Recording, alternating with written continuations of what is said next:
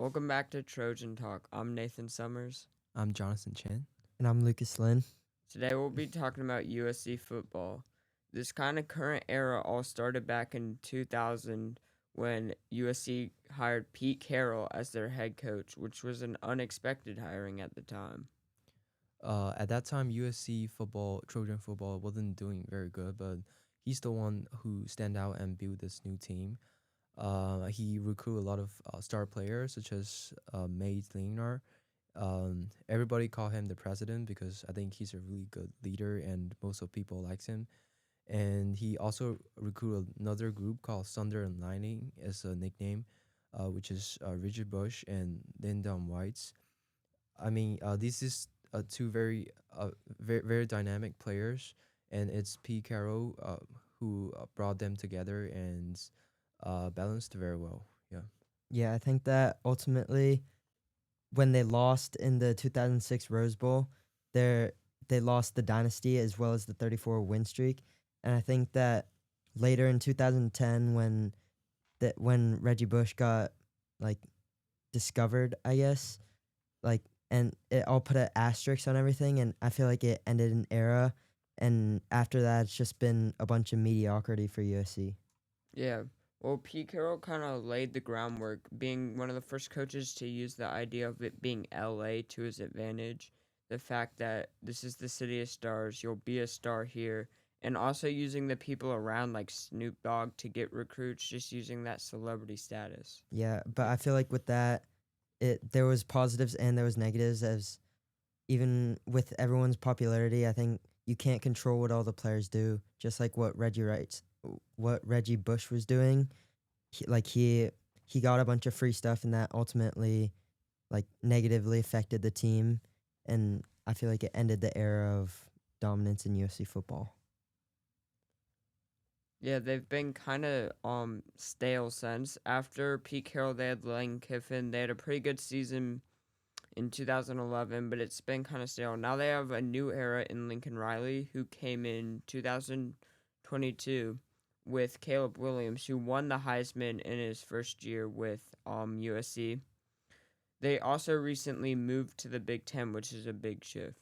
Yeah, I feel like they have a lot of good things to look forward to. I mean, they have the number one recruiting class in the 2026 and 2027 recruiting class. So I think because of their move to the Big Ten, and as well as Lincoln Riley, who's known to be a great recruiter, I think they have a very bright future. As if you look at their schedule, I think they can easily be a 9-3 team. Yeah. Okay. I think their defense, USC defense, currently are having a big game because they're on the defense coordinator thing. USC's defense rebound like significantly, but their offense need a little bit more adjustment. The offense ranked 23 nationally. Even they're leading in Big Ten in passing, but their scoring lag behind. Yeah. Yeah, I mean, I guess you can say USC's kind of due.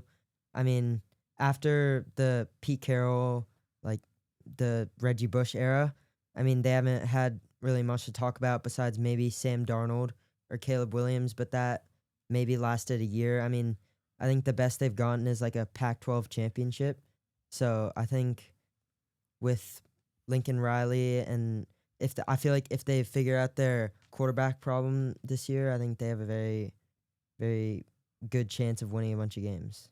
Yeah, they have some troubles at the QB position, but they did get Utah transferred Sam Howard, and they also have the fourth QB coming in as a freshman from the 2025 class in Hassan Longstreet from Corona, California. What do you guys think about next season? Is there any like prediction about the? I I think just going through the games, you see Missouri State, Georgia Southern, Purdue, Michigan State, Illinois, Michigan, Notre Dame, Nebraska, Northwestern, Iowa, Oregon, and UCLA. I think, but the tough games are going to be Michigan, Illinois, Notre Dame, and Oregon. I think that they can easily win most of those games. I think the toughest game of their season will actually be Illinois. Okay. With But I think when I look at their stats in past few years, I mean, I feel like they're winning. We're getting worse because In 2020, there is it's 11-3. 2023 is 8-5, and when they move to Big Ten from Pac-12 conference, I mean they need a little bit time to get used to it because they're playing in different style. So I think they really I don't think they will get better this year.